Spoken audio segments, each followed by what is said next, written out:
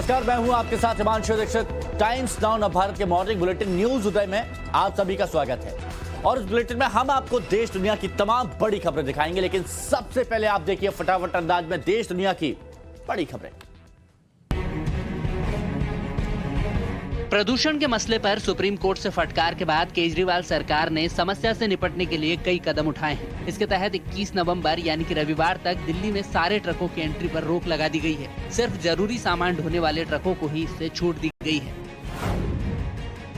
PM Modi 13 दिसंबर को Kashi Vishwanath corridor का लोकार्पण करेंगे। 13 दिसंबर से एक महीने तक वाराणसी में कई बड़े कार्यक्रमों का आयोजन भी किया जाएगा। काशी में बीजेपी पदाधिकारियों का सम्मेलन होगा। इसके साथ ही यहां पर बीजेपी शासित राज्यों के सीएम और पूरे देश के मेयर का भी सम्मेलन आयोजित किया जाएगा। रक्षा मंत्री राजनाथ सिंह आज एलएसी का दौरा करेंगे। राजनाथ सिंह और सीडीएस जनरल बिपिन रावत 1962 में चीनी सेना के खिलाफ जंग में अपने अदम्य साहस का परिचय देने वाले वीर योद्धाओं को सम्मान देने के लिए नए रेजांगला युद्ध स्मारक का उद्घाटन करेंगे। जम्मू कश्मीर की पूर्व मुख्यमंत्री महबूबा मुफ्ती के भाई की मुश्किलें बढ़ने वाली हैं।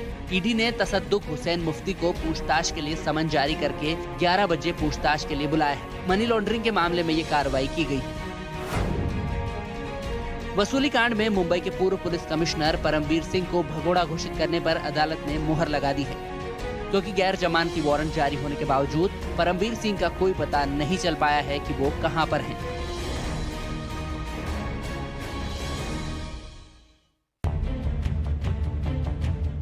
ईडी डायरेक्टर संजय कुमार मिश्रा को 1 साल का एक्सटेंशन दिया गया है। संजय मिश्रा का कार्यकाल आज खत्म हो रहा था। 3 दिन पहले ही केंद्र सरकार ने केंद्रीय एजेंसियों के प्रमुखों का कार्यकाल 5 साल बढ़ाने का अध्यादेश जारी किया था। इसी के तहत अब ईडी डायरेक्टर को एक्सटेंशन मिला है। वहीं इस अध्यादेश के खिलाफ टीएमसी सांसद महुआ मोइत्रा सुप्रीम कोर्ट पहुँच गयी है। 17 से 19 नवंबर तक केंद्र और यूपी सरकार झांसी में रक्षा समर्पण पर्व मना रही है। 19 नवंबर को पीएम मोदी झांसी किले के प्रांगण से कई स्कीम राष्ट्र को समर्पित करेंगे। इस कार्यक्रम में आर्मी को ड्रोन, नेवी को वॉरफेयर सूट और एयरफोर्स को लाइट कॉम्बैट हेलीकॉप्टर सौंपे जाएंगे। कांग्रेस नेता शशि थरूर ने बीजेपी और मोदी सरकार के खिलाफ हमला बोला है। थरूर ने कहा है कि सरदार पटेल गांधी जी का अनुसरण करते थे। हमारे प्रधानमंत्री और उनकी पार्टी भले ही उनके नाम पर राजनीति करे, पर वो गांधी की विचारधारा का अनुसरण करते थे। उत्तराखंड के सीएम पुष्कर सिंह धामी 3 दिन के दौरे पर यूपी पहुंचे हैं। यहां वो सीएम योगी आदित्यनाथ से मुलाकात करेंगे। इस दौरान दोनों के बीच परिसंपत्तियों के मसले पर बातचीत होगी। पंजाब के मुख्यमंत्री चरणजीत सिंह चन्नी आज अपनी कैबिनेट के साथ करतारपुर साहिब के दर्शन के लिए जाएंगे। खबर है कि पंजाब कांग्रेस के अध्यक्ष नवजोत सिंह सिद्धू इस जत्थे में शामिल नहीं होंगे। जम्मू कश्मीर में आतंक के खिलाफ सेना का ऑपरेशन जारी है। सुरक्षा बलों ने कुलगाम इलाके में 1 घंटे के अंदर 5 आतंकियों को ढेर कर दिया है। इस बीच उपराज्यपाल मनोज सिन्हा ने कहा है कि 2 साल के भीतर जम्मू कश्मीर में आतंकवाद देखने को नहीं मिलेगा। महाराष्ट्र हिंसा के मामले में पुलिस ने अपनी जांच तेज कर दी है। इस मामले में अब तक अमरावती पुलिस ने 35 एफआईआर दर्ज की हैं। इसके साथ ही अब तक 198 लोगों को गिरफ्तार किया गया है। वहीं नांदेड़ पुलिस ने अब तक 84 एफआईआर दर्ज की है। मशहूर डांसर सपना चौधरी के खिलाफ गिरफ्तारी वारंट जारी किया गया है। लखनऊ की एक अदालत ने सपना चौधरी के खिलाफ गिरफ्तारी का वारंट जारी किया है। दरअसल आशियाना थाने में 14 अक्टूबर 2018 को एक एफआईआर हुई थी। यहां सपना चौधरी डांस शो के टिकट बुक होने के बाद भी नहीं पहुंची थी। राष्ट्रपति भवन में घुसने के आरोप में पुलिस ने 2 लोगों को गिरफ्तार किया है। दोनों की पहचान शिवम वर्मा और कुसुम राजपूत के तौर पर हुई है। पुलिस के मुताबिक दोनों ने शराब के नशे में राष्ट्रपति भवन में घुसने की कोशिश की। शिमला में कोर्ट में पेशी के लिए ले जाते वक्त एक कैदी फरार हो गया। बताया जा रहा है कि जिस वक्त कैदी को पेशी के लिए ले जाया जा रहा था, वो पुलिस के चंगुल से भाग निकला। फिलहाल पुलिस ने कैदी की धरपकड़ के लिए टीमों का गठन कर दिया है। इंटरनेशनल कोर्ट के दबाव के चलते पाकिस्तान ने जेल में बंद भारतीय नागरिक कुलभूषण जाधव को बड़ी राहत दी है। कुलभूषण जाधव को अपील करने का अधिकार देने के लिए पाकिस्तान की संसद की संयुक्त बैठक में एक विधेयक पारित किया गया है। प्रधानमंत्री नरेंद्र मोदी आज ऑस्ट्रेलिया की तरफ से आयोजित सिडनी डायलॉग को संबोधित करेंगे। इसमें पीएम मोदी भारत के प्रौद्योगिकी अभ्युदय और क्रांति विषय पर अपने विचार रखेंगे। पीएमओ की तरफ से जारी बयान में कहा गया है कि पीएम 18 नवंबर को सुबह 9 बजे के करीब सिडनी डायलॉग को संबोधित करेंगे। आज पीएम मोदी फार्मास्यूटिकल सेक्टर के पहले ग्लोबल इनोवेशन समिट का उद्घाटन करेंगे। इसके तहत भारत को आत्मनिर्भर वर्ल्ड फार्मा लीडर बनाने का लक्ष्य रखा गया है। सरकार की कोशिश है कि दवाई उद्योग में भारत आत्मनिर्भर बने। इसके लिए प्रधानमंत्री मोदी 2 दिवसीय शिखर सम्मेलन की शुरुआत करेंगे। भारत चीन के बीच आज परामर्श और समन्वय बनाने के लिए बैठक होगी। ईस्ट लद्दाख में रुकी हुई सैनिक हटाने की प्रक्रिया के बीच वर्चुअली होने वाली ये बैठक काफी अहम है। भारत की तरफ से विदेश मंत्रालय के एडिशनल सेक्रेटरी ईस्ट एशिया नवीन श्रीवास्तव इस मीटिंग में शामिल होंगे। अमेरिका ने नागरिकों की धार्मिक स्वतंत्रता के उल्लंघन को देखते हुए दुनिया के 10 देशों को विशेष चिंता वाली सूची में डाल दिया है। इस लिस्ट में पाकिस्तान, चीन, बर्मा, रूस, सऊदी अरब का भी नाम शामिल है। इन सभी देशों में धार्मिक स्वतंत्रता के गंभीर उल्लंघन में लिप्त होने या इसे सहने का आरोप है।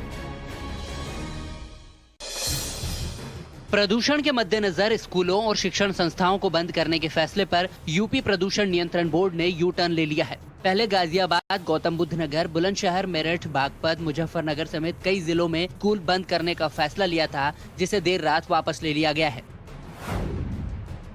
तमिलनाडु के लिए मौसम विभाग ने आज बारिश का रेड अलर्ट जारी किया है। चेन्नई समेत राज्य के 4 जिलों के लिए रेड अलर्ट जारी किया गया है। सरकार ने एहतियात के तौर पर सभी स्कूलों और कॉलेजों में आज छुट्टी करने का ऐलान किया है। कोविड-19 के बाद देश में एयर ट्रैवल फिर से बढ़ा है। देश में एयरलाइंस के बीच कंपटीशन तेज हो रहा है। एयर ट्रैवल में रिकवरी को देखते हुए प्राइवेट एयरलाइन इंडिगो जल्द ही यात्रियों के चेक इन बैगेज पर शुल्क लगा सकती है। अब आप धार्मिक यात्राओं के लिए इस्तेमाल होने वाली ट्रेनों में शुद्ध शाकाहारी भोजन का आनंद उठा सकेंगे। मीडिया रिपोर्ट्स के मुताबिक आईआरसीटीसी ने ट्रेनों के लिए शाकाहारी भोजन को पकाने, धुलाई और उसके भंडारण की प्रक्रिया के प्रमाणन के लिए भारतीय सात्विक परिषद यानी कि SCI से समझौता किया है। किसान क्रेडिट कार्ड यानी कि KCC को लेकर मोदी सरकार ने खास पहल की शुरुआत की है। सरकार की कोशिश किसानों के साथ ही सभी पात्र पशुपालक, डेयरी और मत्स्य पालन से जुड़े लोगों को भी KCC मुहैया कराना है। इसके लिए एक राष्ट्रव्यापी अभियान की शुरुआत की गई है। सरकार ने अगले 3 महीने के भीतर लगभग 2 करोड़ लोगों को KCC के तहत नामांकित करने का लक्ष्य रखा है।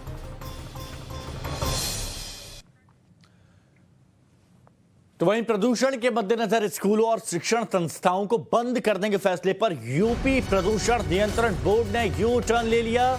पहले गाजियाबाद, गौतम बुद्ध नगर, बुलंदशहर, मेरठ, बागपत, मुजफ्फरनगर समेत कई जिलों में स्कूल बंद करने का फैसला लिया गया था, जिसे देर रात वापस ले लिया गया है। और इसके साथ ही दिल्ली सरकार में पर्यावरण मंत्री गोपाल राय ने पब्लिक ट्रांसपोर्ट को बढ़ावा देने के लिए 1000 CNG बसें हायर करने का फैसला लिया है। देखिए, कोशिश तो यहां पर यही की जा रही है कि प्रदूषण पर पाबंदी लगाई जा सके, उसको रोका जा सके। और इसी के तहत ये कदम भी उठाया गया था शुरुआत में, जिस पर अब यू टर्न ले लिया गया है। अब दोबारा से कह दिया गया है कि गाजियाबाद, गौतम बुद्ध नगर में स्कूल बंद नहीं होंगे। तो वहीं रक्षा मंत्री राजनाथ सिंह आज LAC का दौरा करेंगे और इस दौरान उनके साथ CDS बिपिन रावत भी होंगे। LAC के अपने दौरे पर राजनाथ सिंह और CDS जनरल बिपिन रावत 1962 में चीनी सेना के खिलाफ जंग में अपने अदम्य साहस का परिचय देने वाले वीर योद्धाओं को सम्मान देने के लिए नए रेजांग ला युद्ध स्मारक का उद्घाटन करेंगे। 18 नवंबर को युद्ध की सालगिरह मनाई जाती है।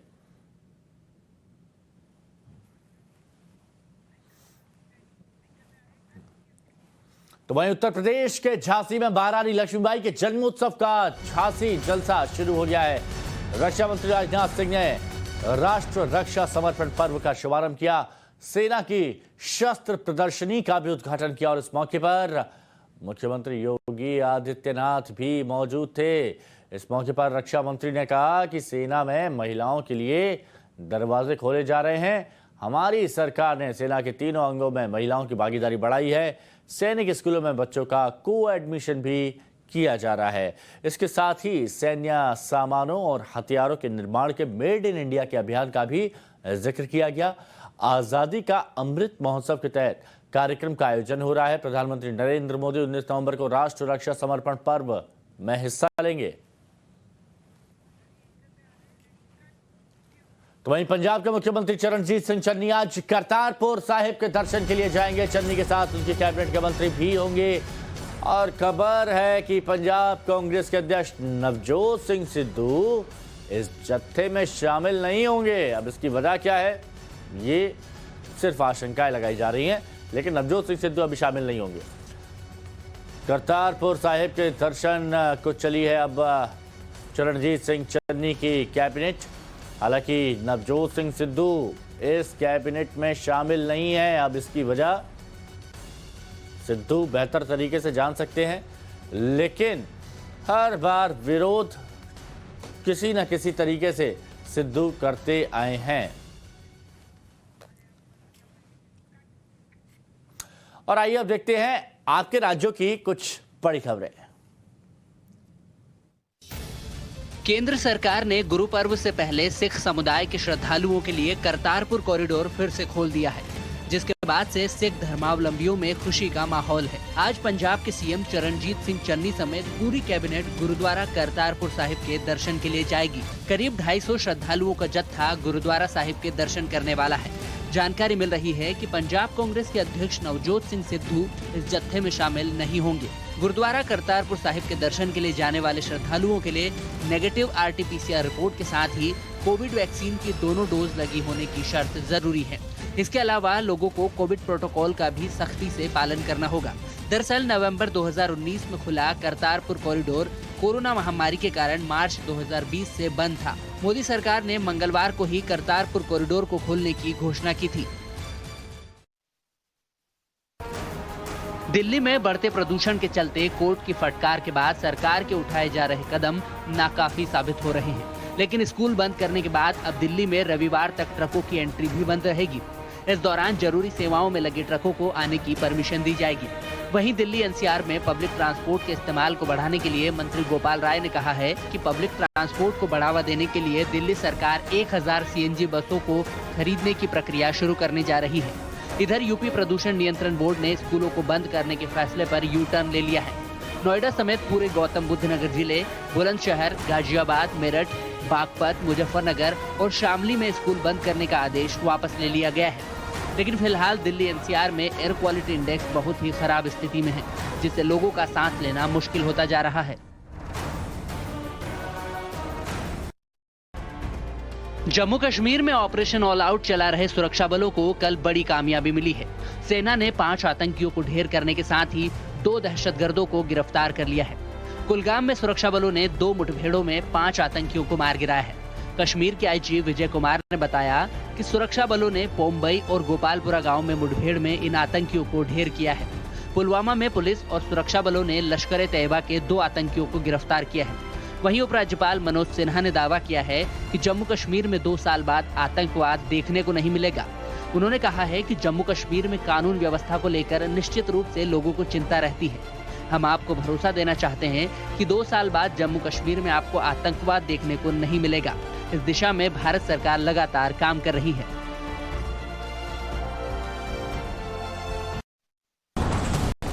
महाराष्ट्र हिंसा के मामले में पुलिस ने अपनी जांच तेज कर दी है। इस मामले में अब तक अमरावती पुलिस ने 35 FIR दर्ज की हैं। इसके साथ ही अब तक 198 लोगों को गिरफ्तार किया गया है। वहीं नांदेड़ पुलिस ने हिंसा के मामले में अब तक 84 FIR दर्ज की हैं। दरअसल त्रिपुरा में मस्जिद तोड़ने की झूठी अफवाह के बाद महाराष्ट्र के 3 शहरों में विरोध प्रदर्शन के दौरान हिंसा हुई थी। रजा एकेडमी के द्वारा आयोजित इन प्रदर्शनों में बवाल और सरकारी संपत्ति को नुकसान पहुंचाने के बाद बीजेपी ने भी इस हिंसा के खिलाफ मोर्चा खोल दिया था। वहीं समाजवादी पार्टी के नेता अबू आजमी इस मामले में रजा एकेडमी को डिफेंड करते नजर आए हैं। आजमी ने हिंसा के पीछे बीजेपी, RSS और बजरंग दल का हाथ बताया है। मुंबई पुलिस के पूर्व कमिश्नर परमबीर सिंह की मुश्किलें लगातार बढ़ती जा रही है। कई दिनों से फरार परमबीर सिंह को भगोड़ा घोषित कर दिया गया है। महाराष्ट्र की एक स्थानीय अदालत ने जबरन वसूली मामले में मुंबई के पूर्व पुलिस आयुक्त को भगोड़ा घोषित कर दिया है। परमबीर को 30 दिनों के अंदर कोर्ट में हाजिर होने का मौका दिया गया है। अगर वो समय पर हाजिर नहीं होते हैं तो उनकी संपत्ति जब्त करने की प्रक्रिया शुरू कर दी जाएगी। परमबीर सिंह कई महीनों से लापता है और मुंबई पुलिस ने उन्हें भगोड़ा घोषित करने के लिए अदालत में याचिका दायर की थी, जिसे स्वीकार करते हुए कोर्ट ने परमबीर सिंह के खिलाफ आदेश जारी किया है। इससे पहले मुंबई और ठाणे की अदालतों ने भी परमबीर के खिलाफ गैर जमानती वारंट जारी किया था। परमबीर के अलावा पुलिस ने इसी मामले में 2 अन्य आरोपित पुलिस कर्मियों रियाज भाटी और विनय उर्फ बबलू सिंह को भी भगोड़ा घोषित करने की मांग की हुई है।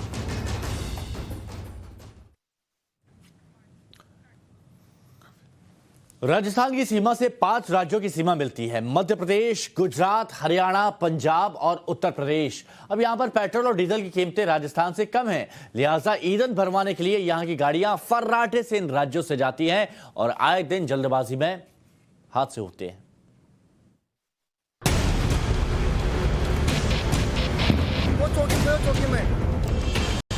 राजस्थान की सड़कों पर डीजल बम स्पीड से दौड़ रहे हैं।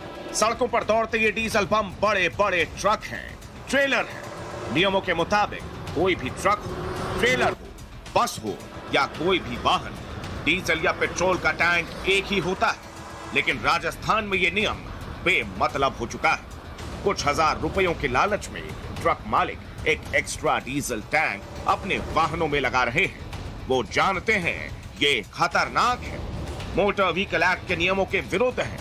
ऐसा करने से सड़क पर चलता ट्रक एक बम में तब्दील हो जाता है, सड़क पर चलते दूसरे लोगों की जान का दुश्मन बन जाता है।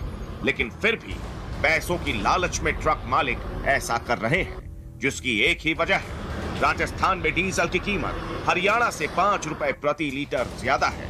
आज ही कीमत घटाई गई है, कल तक 10 रुपए प्रति लीटर ज्यादा थी। ट्रक मालिक कहते हैं कि डीजल की कीमत बहुत ज्यादा बढ़ चुकी है, जबकि ट्रक के सामान की ढुलाई का किराया वही पुराना है। इसीलिए इनके पास एक ही विकल्प है, हरियाणा से ट्रक में डीजल भरवाना। एक नहीं 2 डीजल टैंक। ट्रक मालिकों का कहना है कि ऐसा करने से उन्हें एक ट्रिप पर 8,000 से 15,000 रुपए तक का फायदा होता है। बड़े ट्रकों में आमतौर पर 400 लीटर क्षमता का डीजल टैंक होता है, लेकिन ट्रक मालिक एक और डीजल टैंक ट्रक में लगा लेते हैं। 2 टंकियां लगा करके भी बचत की जाती है। ये देखिए, ये आप देख सकते हैं, ड्राइवर साइड में टंकी होनी चाहिए, लेकिन ये खलासी साइड में भी टंकी आपको नज़र आ रही होगी। और आगे मैं आपको दिखाना चाहूँगा। अब जब हम इस तरफ आएंगे, आगे बढ़ेंगे, तो आप देखेंगे कि उसके दूसरी तरफ भी एक टंकी लगी हुई होती है, जिससे पेट्रोल और डीजल की बचत करने का एक नया जुगाड़ इन्होंने निकाला है। ये आप देख सकते हैं, ये एक टंकी इस तरफ भी है और एक टंकी दूसरी तरफ है। इनसे बात कर लेते हैं। इससे फर्क पड़ता है, वेट वगैरह में फर्क पड़ता है कुछ? जी सर, वेट में फर्क पड़ता है ना सर। जैसे बड़ी गाड़ी में तो हमारा नुकसान है, इसलिए फिर थोड़ा कम लेके चलना पड़ता है। और इससे कई बार आपको लगता है हादसा भी हो सकता है डबल टंकी? सर हो सकता है ना हादसा भी, बस गाड़ी एक तरफ ज्यादा बैलेंस और एक तरफ कम होता है तो सर। इस महीने की 10 तारीख को बाड़मेर में हुए सड़क हादसे में 12 लोग जलकर मर गए और 30 लोग घायल हो गए। केंद्र सरकार ने मुआवजा दिया, राज्य सरकार ने भी मुआवजा दिया। जांच पड़ताल की रस्म निभाई गई। जांच रिपोर्ट में तथ्य सामने आया कि इस भीषण अग्निकांड की वजह ट्रक में दोनों तरफ डीजल के भरे टैंक थे। किसी भी वाहन में 2 डीजल टैंक लगाना कानूनन अपराध है। 5,000 रुपए का जुर्माना लगाया जा सकता है, लेकिन कुछ नहीं होता। डीजल टैंक तब भी लग रहे हैं जब कीमत ज्यादा थी और अब भी लग रहे हैं जब कीमत कुछ कम हुई है। ये जगह आप देख पा रहे होंगे, फुल टैंक भी यहाँ पर रखा हुआ है, ताकि दिल्ली जाते समय हरियाणा से डीजल पेट्रोल लिया जा सके, गुजरात से ले सकें, एमपी से ले सकें। और देखिए, यहाँ लोग हैं, इनसे हम बात कर लेते हैं। भैया, 1 मिनट आपसे बात करेंगे। हमारे अंकल जी करेंगे। ये जो डीजल पेट्रोल की अभी चल रहा है, महंगा हो रखा है बहुत ज़्यादा, किस तरह से बचत करते हैं जब बाहर जाते हैं? कैसे मैनेज कर रहे हैं बचत? इन द सेंस मतलब बाहर से जब आते हैं तो पेट्रोल भरवा के लाते हैं, क्योंकि राजस्थान में तो महंगा है। डबल टैंक लगवा लेते हैं ना। हाँ। ज़्यादा से ज़्यादा डीजल आ सके राजस्थान में, हरियाणा से। अच्छा, कोई रास्ता और क्या रास्ता हमारे पास? कितना फर्क पड़ जाता है? काफ़ी फर्क पड़ जाता है, तकरीबन ये मान लीजिए 12 से 15 रुपये का बीच का है पर लीटर का। अच्छा, तो दूसरा टैंक जो लगवाते हैं उसमें एक्स्ट्रा जब आप लेके आते हैं तो कितना फर्क पैसे का बचत हो जाती होगी? वो तो क्वांटिटी के ऊपर डिपेंड करता है ना, कितना लाते हैं। टैंक फुल करा के लाते हैं? हाँ, टैंक फुल करा के लाते हैं ना। तो फिर कितना बच जाता है एक टैंक पे? मतलब एक पूरा ट्रिप में ही मान लीजिए करीबन 15,000 रुपये का फर्क आ जाता है। फर्क आ जाता है जी। वो चौकी में राजस्थान के ट्रक मालिक आखिर सड़क पर चलने वाले लोगों की जान के दुश्मन क्यों बन गए? वजह है राजस्थान की सीमा से जुड़े राज्यों में पेट्रोल और डीजल की कीमतों का कम होना और कुछ पैसे बचाने के लिए मुनाफा कमाने के लिए ट्रक मालिक राजस्थान की सीमा के बाहर दूसरे राज्यों के पेट्रोल पंप से डीजल और पेट्रोल खरीदते हैं और कैमरे पर धड़ल्ले से बोलते हैं। ये क्या लगता है किस तरह से पेट्रोल डीजल को मैनेज करते हैं?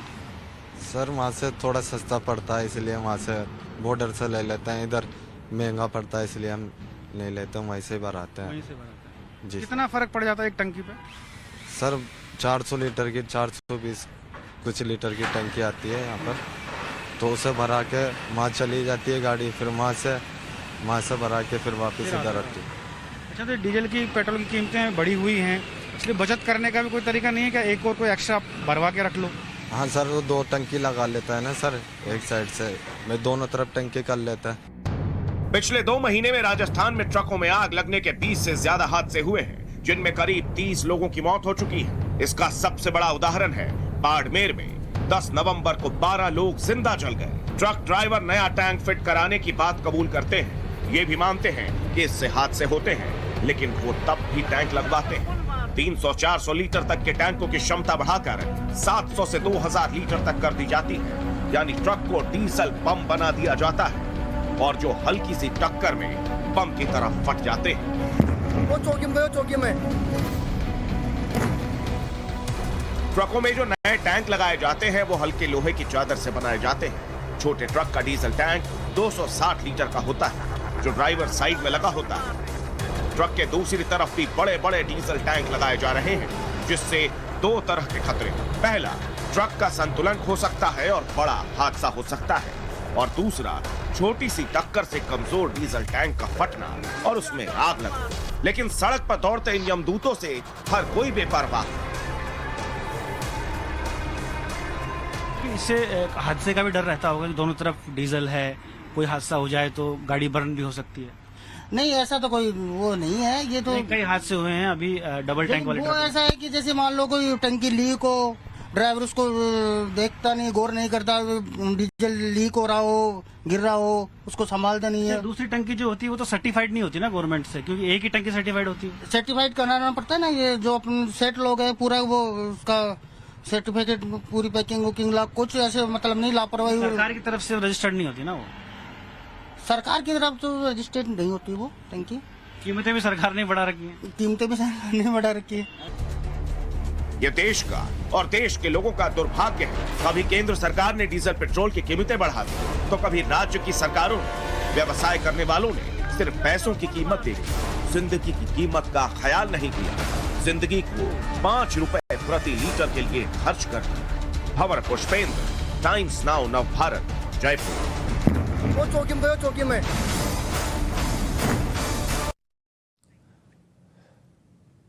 और रुकेंगे एक छोटे से ब्रेक के लिए, जल्द लौटेंगे, कहीं मत जाइएगा।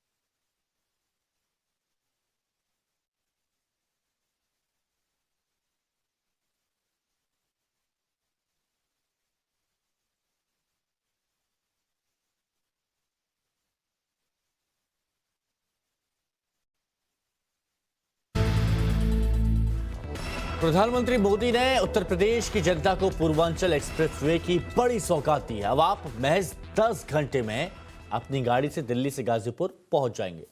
पूर्वांचल एक्सप्रेसवे पर आपकी गाड़ियां फर्राटे के साथ दौड़ेंगी, लेकिन खुदा न खास्ता अगर आपकी गाड़ी में कोई खराबी आ जाए, कुछ दिक्कत हो जाए, तो इसके लिए भी आपको परेशान होने की जरूरत नहीं है। हमारे संवाददाता आदर्श सिंह बता रहे हैं क्या है पूर्वांचल एक्सप्रेसवे पर सुविधाएं। जरा फर्ज करिए कि आप इस तरीके से अपनी कार में जा रहे हैं और 341 किलोमीटर लंबे इस एक्सप्रेसवे पर चल रहे हों और अचानक आपकी गाड़ी खराब हो जाए, आपकी गाड़ी में किसी तरीके की दिक्कत आ जाए, तो फिर आप क्या करेंगे? 341 किलोमीटर लंबे इस पूर्वांचल एक्सप्रेसवे पर यकीन मानिए कि अगर आपकी गाड़ी खराब हो जाती है तो भी आपको परेशान होने की ज़रूरत नहीं है। और ऐसा मैं इसलिए कह रहा हूँ क्योंकि अगर आप यहाँ पर आएंगे और उसके बाद आपकी गाड़ी ख़राब होती है तो उसके बाद भी आपको सुविधा के तौर पर क्रेन्स के साथ साथ वर्कशॉप मिलेंगी।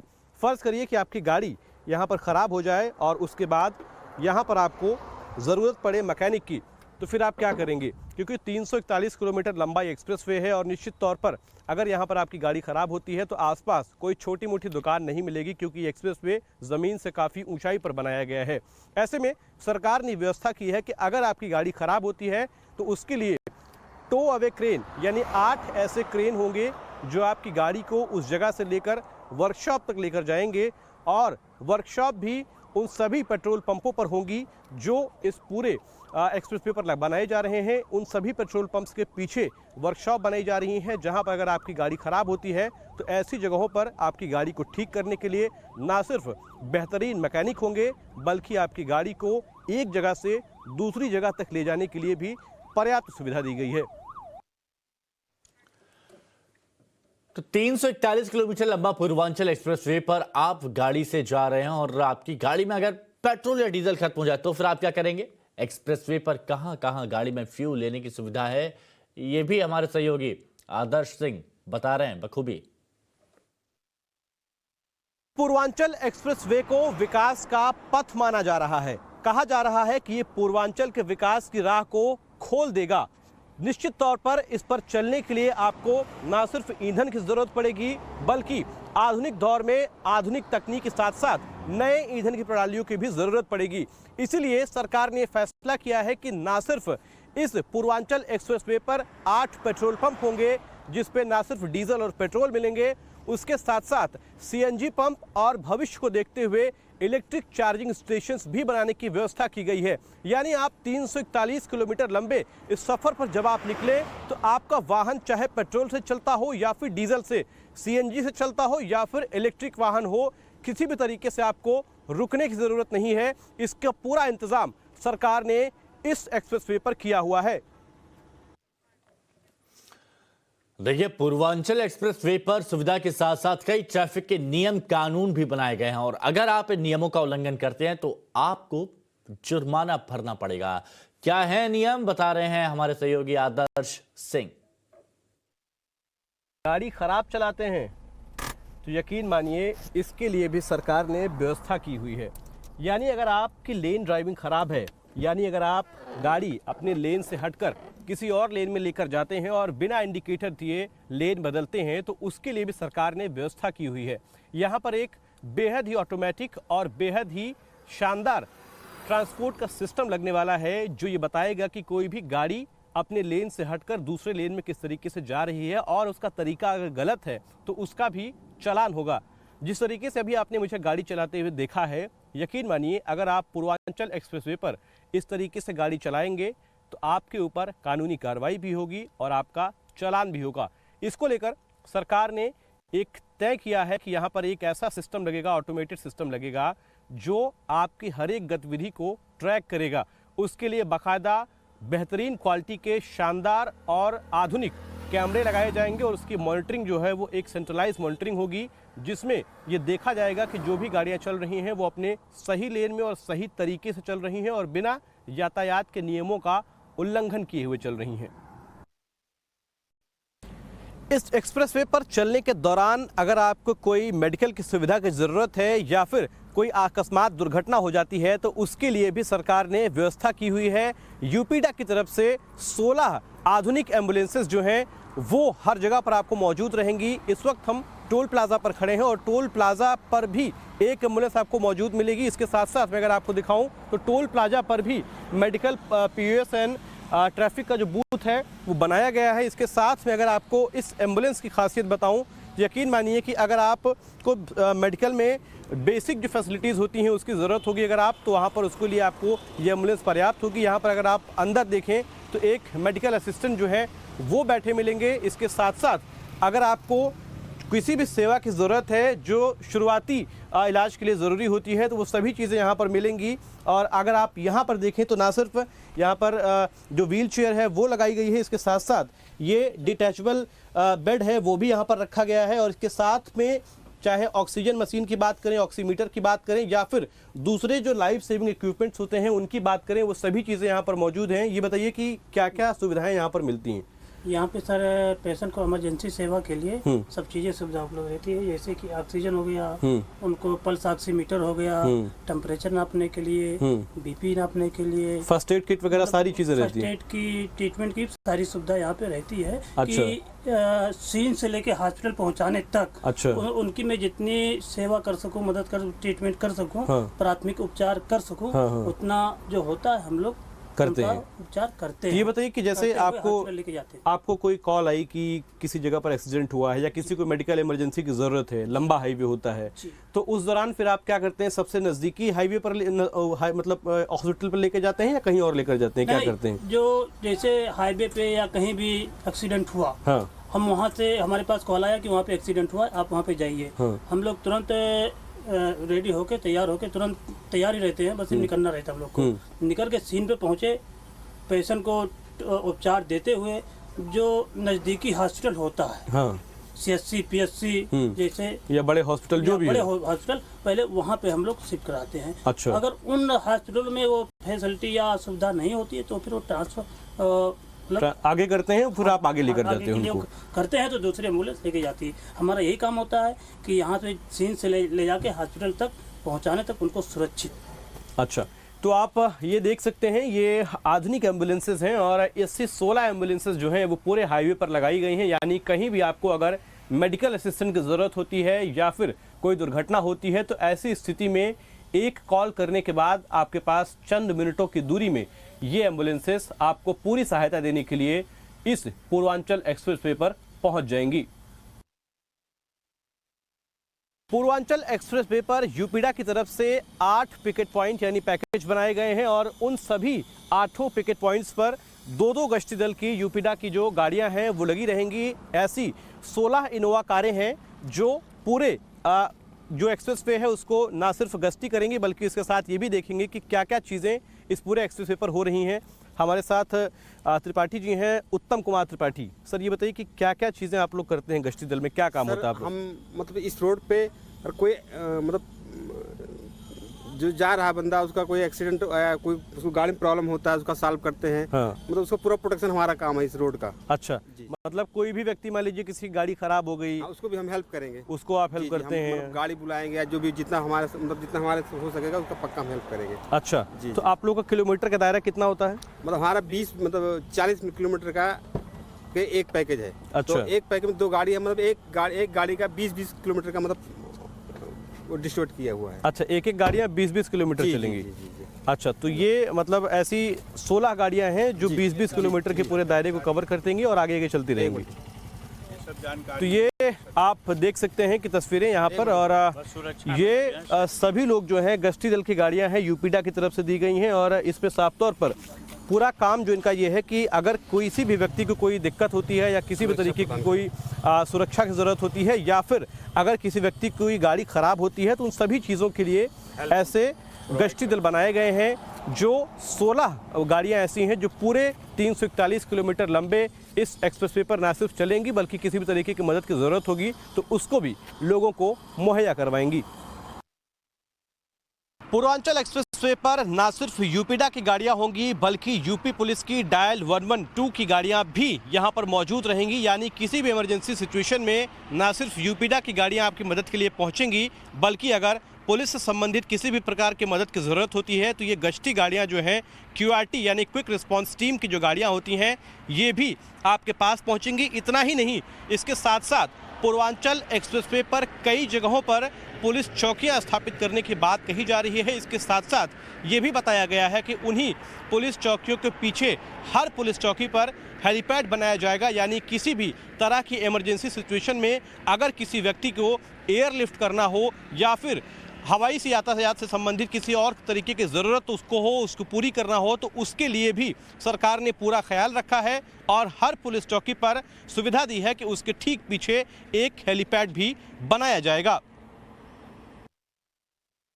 341 किलोमीटर लंबे इस पूर्वांचल एक्सप्रेसवे पर वो सभी आधुनिक सुविधाएं मौजूद हैं जो एक आधुनिक एक्सप्रेसवे पर होनी चाहिए। प्रधानमंत्री नरेंद्र मोदी के साथ साथ यूपी के मुख्यमंत्री योगी आदित्यनाथ ने न सिर्फ इसको आम आदमियों के लिए खोल दिया है, बल्कि सैन्य कौशल का प्रदर्शन करवा के ये भी बता दिया है कि इसकी गुणवत्ता और क्वालिटी सामान्य तरीकों से भी बेहतर है। इसके साथ साथ ये एक्सप्रेसवे पूर्वांचल की तरक्की की राह भी खोलेगा, ऐसा बीजेपी की तरफ से दावा किया जा रहा है। इसको लेकर ना सिर्फ अब राजनीति तेज हो गई है, बल्कि इसको अपना बनाने की होड़ भी लगी हुई है। 2022 के चुनावों को देखें तो पूर्वांचल एक्सप्रेसवे मील का पत्थर साबित होगा और कहीं न कहीं बीजेपी के लिए फायदेमंद होगा। एक समय में माना जाता था कि पूर्वांचल समाजवादी पार्टी और बहुजन समाज पार्टी का गढ़ है, लेकिन 2017 के चुनावों के बाद ये धारणा बदली है और इसीलिए बीजेपी ने पूर्वांचल की तरफ ध्यान भी दिया है और उसी कड़ी में पूर्वांचल एक्सप्रेसवे को भी माना जा रहा है। कैमरामैन सत्यदेव सिंह के साथ Adarsh Singh, Times Now Bharat, Purvanchal expressway. इस वक्त हमारे साथ यूपी सरकार के वरिष्ठ आईएएस और एसीएस होम अवनीश अवस्थी जी मौजूद हैं। सर, पूर्वांचल एक्सप्रेसवे को लेकर लगातार चर्चाएं हो रही हैं। प्रधानमंत्री मोदी जी और मुख्यमंत्री योगी आदित्यनाथ जी खुद वहां पर पहुंचकर उसका लोकार्पण किया है। सबसे पहले मैं उस सुविधाओं के बारे में जानना चाहूँगा जो आम जनता को उस पर मिलेंगी। देखिए, आम जनता को पूरी जो एक्सप्रेसवे है उस पर 8 पेट्रोल पंप मिलेंगे। इसके अलावा हम सीएनजी स्टेशंस के लिए भी जो है बात कर रहे हैं। उन एरियाज़ के लिए टॉरेंट गैस निर्धारित है, तो उनसे भी बातचीत कर रहे हैं कि उनको ज़मीन हम दे दें। उन्होंने प्रस्ताव भी दे दिया है। ये भी एक सुझाव आया है कि इलेक्ट्रिक चार्जिंग स्टेशंस के लिए भी हम ज़मीन ऑफ़र करें, वो भी हम लोग विचार कर रहे हैं।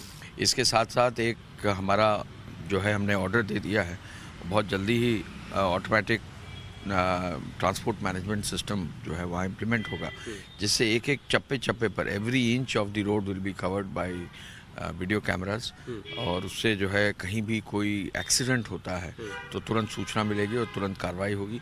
16 एम्बुलेंसेज लग रही हैं, काफ़ी एम्बुलेंस लग गई हैं। 16 हमारी इनोवा कार्स जुबिडा की जो है जिसमें कि पूर्व सैनिक हैं वो लगा दिए गए हैं।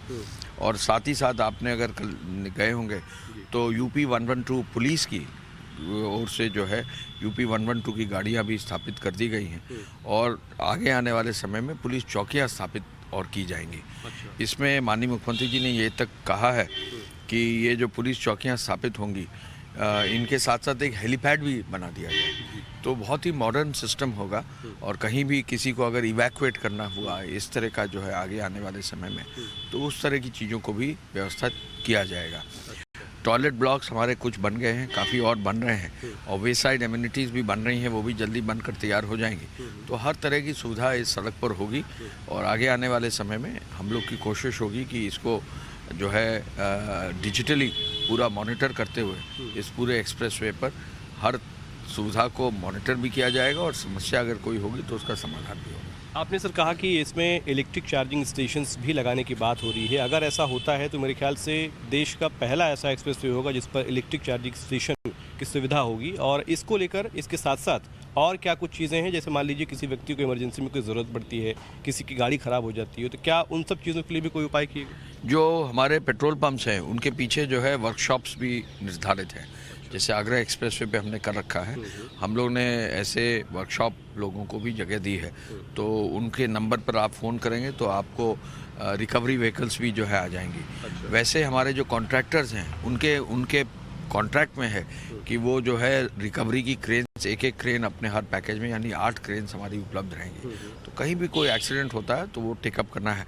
लेकिन एक जो बेसिक चीज़ है वो ये मैं कह सकता हूँ कि जो लेन ड्राइविंग है, सेफ ड्राइविंग है, ड्राइवर्स के लिए जो विशेष रूप से मैं कहना चाहूँगा कि एक्सप्रेसवेज चूँकि एक हाई स्पीड सिस्टम है, 100 किलोमीटर की मैक्सिमम स्पीड निर्धारित है, मैक्सिमम स्पीड से ज़्यादा किसी समय पर ना जाए। हम आगे आने वाले समय में ये भी चेक करेंगे कि अगर कहीं हाई स्पीडिंग होगी तो चालान भी होंगे, जिससे कि किसी भी रूप में किसी भी ड्राइवर को अनसेफ ड्राइविंग करने नहीं चाहिए। अच्छा, एक और सवाल है सर कि अभी चूँकि टोल्स जो हैं वो स्टार्ट नहीं हुए हैं, टोल्स कब तक स्टार्ट होंगे और क्या कोई उसकी दर निर्धारित की गई है कि इतने दर इतने किलोमीटर्स के लिए होंगी? देखिए, अभी टोल तो निश्चित अभी नहीं किया गया, अभी तो उद्घाटन हो रहा है और आगे आने वाले समय में जो हमारे जो टोलिंग सिस्टम्स हैं वो भी अभी स्टेबलाइज हो रहे हैं, तो वो अब हम लोग ड्राई रन करेंगे, तो आगे बताएंगे कब तक टोल लागू होगा। लेकिन अभी ड्राई रन चालू होगा, पर्चियां निकलना शुरू हो गई हैं, लेकिन ड्राई रन करने के बाद निर्धारित करेंगे कि टोल कब से लागू होगा। उसका शुल्क का निर्धारण अभी तक नहीं हुआ है। शुल्क का निर्धारण जैसा आगरा एक्सप्रेसवे पर है वही टोल जो है 25% की छूट के साथ होगा। तो शुल्क निर्धारित हो, मतलब दर तो निर्धारित है, लेकिन उसमें कैसे क्या व्यवस्था होगी अभी आगे तय किया जाएगा। राजस्थान की सीमा से 5 राज्यों की सीमा मिलती है, मध्य प्रदेश, गुजरात, हरियाणा, पंजाब और उत्तर प्रदेश। और यहां पर पेट्रोल और डीजल की कीमतें राजस्थान से कम हैं, लिहाजा ईंधन भरवाने के लिए यहां की गाड़ियां फर्राटे से राज्यों में जाती हैं और आए दिन जल्दबाजी में हादसे भी होते हैं। वो चौकी में राजस्थान की सड़कों पर डीजल बम स्पीड से दौड़ रहे हैं। सड़कों पर दौड़ते ये डीजल बम बड़े बड़े ट्रक हैं, ट्रेलर हैं। नियमों के मुताबिक कोई भी ट्रक हो, ट्रेलर हो, बस हो या कोई भी वाहन, डीजल या पेट्रोल का टैंक एक ही होता है। लेकिन राजस्थान में ये नियम बेमतलब हो चुका है। कुछ हजार रुपयों के लालच में ट्रक मालिक एक एक्स्ट्रा डीजल टैंक अपने वाहनों में लगा रहे हैं। वो जानते हैं ये खतरनाक है, मोटर व्हीकल एक्ट के नियमों के विरुद्ध है। ऐसा करने से सड़क पर चलता ट्रक एक बम में तब्दील हो जाता है, सड़क पर चलते दूसरे लोगों की जान का दुश्मन बन जाता है। लेकिन फिर भी पैसों की लालच में ट्रक मालिक ऐसा कर रहे हैं, जिसकी एक ही वजह है। राजस्थान में डीजल की कीमत हरियाणा से 5 रुपए प्रति लीटर ज्यादा है। आज ही कीमत घटाई गई है, कल तक 10 रुपए प्रति लीटर ज्यादा थी। ट्रक मालिक कहते हैं कि डीजल की कीमत बहुत ज्यादा बढ़ चुकी है, जबकि ट्रक के सामान की ढुलाई का किराया वही पुराना है। इसीलिए इनके पास एक ही विकल्प है, हरियाणा से ट्रक में डीजल भरवाना। एक नहीं 2 डीजल टैंक। ट्रक मालिकों का कहना है कि ऐसा करने से उन्हें एक ट्रिप पर 8,000 से 15,000 रुपए तक का फायदा होता है। बड़े ट्रकों में आमतौर पर 400 लीटर क्षमता का डीजल टैंक होता है, लेकिन ट्रक मालिक एक और डीजल टैंक ट्रक में लगा लेते हैं। 2 टंकियां लगा करके भी बचत की जाती है। ये देखिए, ये आप देख सकते हैं, ड्राइवर साइड में टंकी होनी चाहिए, लेकिन ये खलासी साइड में भी टंकी आपको नज़र आ रही होगी। और आगे मैं आपको दिखाना चाहूँगा, अब जब हम इस तरफ आएंगे, आगे बढ़ेंगे, तो आप देखेंगे कि उसके दूसरी तरफ भी एक टंकी लगी हुई होती है, जिससे पेट्रोल और डीजल की बचत करने का एक नया जुगाड़ इन्होंने निकाला है। ये आप देख सकते हैं, ये एक टंकी इस तरफ भी है और एक टंकी दूसरी तरफ है। इनसे बात कर लेते हैं, इससे फ़र्क पड़ता है, वेट वगैरह में फ़र्क पड़ता है कुछ? जी सर, वेट में फ़र्क पड़ता है ना सर। जैसे बड़ी गाड़ी में तो हमारा नुकसान है, इसलिए फिर थोड़ा कम लेके चलना पड़ता है। और इससे कई बार आपको लगता है हादसा भी हो सकता है डबल टंकी? सर हो सकता है ना हादसा भी, बस गाड़ी एक तरफ ज़्यादा बैलेंस और एक तरफ कम होता है तो सर। इस महीने की 10 तारीख को बाड़मेर में हुए सड़क हादसे में 12 लोग जलकर मर गए और 30 लोग घायल हो गए। केंद्र सरकार ने मुआवजा दिया, राज्य सरकार ने भी मुआवजा दिया। जांच पड़ताल की रस्म निभाई गई। जांच रिपोर्ट में तथ्य सामने आया कि इस भीषण अग्निकांड की वजह ट्रक में दोनों तरफ डीजल के भरे टैंक थे। किसी भी वाहन में 2 डीजल टैंक लगाना कानूनन अपराध है।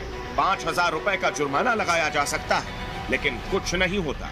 डीजल टैंक तब भी लग रहे हैं जब कीमत ज्यादा थी और अब भी लग रहे हैं जब कीमत कुछ कम हुई है। ये जगह आप देख पा रहे होंगे, फुल टैंक भी यहाँ पर रखा हुआ है, ताकि दिल्ली जाते समय हरियाणा से डीजल पेट्रोल लिया जा सके, गुजरात से ले सकें, एमपी से ले सकें। और देखिए यहाँ लोग हैं, इनसे हम बात कर लेते हैं। भैया एक मिनट आपसे बात करेंगे। हमारे अंकल जी करेंगे। ये जो डीजल पेट्रोल की अभी चल रहा है, महंगा हो रखा है बहुत ज़्यादा, किस तरह से बचत करते हैं जब बाहर जाते हैं, कैसे मैनेज कर रहे हैं? बचत इन द सेंस मतलब बाहर से जब आते हैं तो पेट्रोल भरवा के लाते हैं, क्योंकि राजस्थान में तो महंगा है। डबल टैंक लगवा लेते हैं ना। हाँ। ज़्यादा से ज़्यादा डीजल आ सके राजस्थान में, हरियाणा से। अच्छा, कोई रास्ता है और क्या रास्ता हमारे पास? कितना फ़र्क पड़ जाता है? काफ़ी फ़र्क पड़ जाता है, तकरीबन ये मान लीजिए 12 से 15 रुपये का बीच का है पर लीटर का। अच्छा, तो दूसरा टैंक जो लगवाते हैं उसमें एक्स्ट्रा जब आप लेके आते हैं तो कितना फ़र्क पैसे का बचत हो जाती होगी? वो तो क्वांटिटी के ऊपर डिपेंड करता है ना, कितना लाते हैं। टैंक फुल करा के लाते हैं? हाँ, टैंक फुल करा के लाते हैं ना। तो फिर कितना बच जाता है एक टैंक का? मतलब एक पूरा ट्रिप में मान लीजिए करीब 15,000 रुपये का फर्क आ जाता है। फर्क आ जाता है जी। वो चौकी में राजस्थान के ट्रक मालिक आखिर सड़क पर चलने वाले लोगों की जान के दुश्मन क्यों बन गए? वजह है राजस्थान की सीमा से जुड़े राज्यों में पेट्रोल और डीजल की कीमतों का कम होना। और कुछ पैसे बचाने के लिए, मुनाफा कमाने के लिए ट्रक मालिक राजस्थान की सीमा के बाहर दूसरे राज्यों के पेट्रोल पंप से डीजल और पेट्रोल खरीदते हैं और कैमरे पर धड़ल्ले से बोलते हैं। ये क्या लगता है किस तरह से पेट्रोल डीजल को मैनेज करते हैं? सर वहाँ से थोड़ा सस्ता पड़ता है इसलिए वहाँ से बॉर्डर से ले लेते हैं, इधर महंगा पड़ता है इसलिए हम नहीं लेते, वहीं से भराते हैं। वहीं से भराते हैं। जी कितना फर्क पड़ जाता है एक टंकी पे? सर 400 लीटर की 420 कुछ लीटर की टंकी आती है यहाँ पर, तो उसे भरा के वहाँ चली जाती है गाड़ी, फिर वहाँ से भरा के फिर वापस इधर आती है। अच्छा, तो डीजल की पेट्रोल की कीमतें बढ़ी हुई हैं, इसलिए बचत करने का भी कोई तरीका नहीं है क्या? एक और कोई एक्स्ट्रा भरवा के रख लो। हाँ सर, वो 2 टंकी लगा लेता है ना सर, एक साइड से मैं दोनों तरफ टंकी कर लेता है। पिछले 2 महीने में राजस्थान में ट्रकों में आग लगने के 20 से ज्यादा हादसे हुए हैं, जिनमें करीब 30 लोगों की मौत हो चुकी है। इसका सबसे बड़ा उदाहरण है बाड़मेर में 10 नवंबर को 12 लोग जिंदा जल गए। ट्रक ड्राइवर नया टैंक फिट कराने की बात कबूल करते हैं, ये भी मानते हैं कि इससे हादसे होते हैं, लेकिन वो तब भी टैंक लगवाते हैं। 300-400 लीटर तक के टैंकों की क्षमता बढ़ाकर 700 से 2000 लीटर तक कर दी जाती है, यानी ट्रक को डीजल पंप बना दिया जाता है और जो हल्की सी टक्कर में पंप की तरफ फट जाते हैं। वो चौकी में, चौकी में। ट्रकों में जो नए टैंक लगाए जाते हैं वो हल्के लोहे की चादर से बनाए जाते हैं। छोटे ट्रक का डीजल टैंक 260 लीटर का होता है, जो ड्राइवर साइड में लगा होता है। ट्रक के दूसरी तरफ भी बड़े बड़े डीजल टैंक लगाए जा रहे हैं, जिससे 2 तरह के खतरे। पहला, ट्रक का संतुलन खो सकता है और बड़ा हादसा हो सकता है, और दूसरा, छोटी सी टक्कर से कमजोर डीजल टैंक का फटना और उसमें आग लगना। लेकिन सड़क पर दौड़ते इन यमदूतों से हर कोई बेपरवाह है। इससे हादसे का भी डर रहता होगा कि दोनों तरफ डीजल है, कोई हादसा हो जाए तो गाड़ी बर्न भी हो सकती है।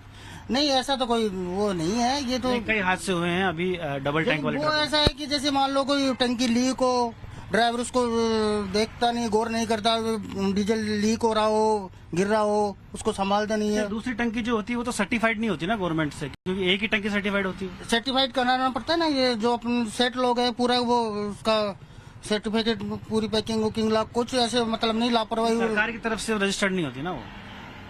सरकार की तरफ तो रजिस्टर्ड नहीं होती वो टंकी। कीमतें भी सरकार ने बढ़ा रखी हैं। कीमतें भी सरकार ने बढ़ा रखी है। ये देश का और देश के लोगों का दुर्भाग्य है। कभी केंद्र सरकार ने डीजल पेट्रोल की कीमतें बढ़ा दी, तो कभी राज्य की सरकारों ने, व्यवसाय करने वालों ने सिर्फ पैसों की कीमत देखी, जिंदगी की कीमत का ख्याल नहीं किया। जिंदगी को 5 रुपए प्रति लीटर के लिए खर्च कर दिया। भंवर पुष्पेंद्र, टाइम्स नाउ नव भारत, जयपुर। वो चौकी में, चौकी में।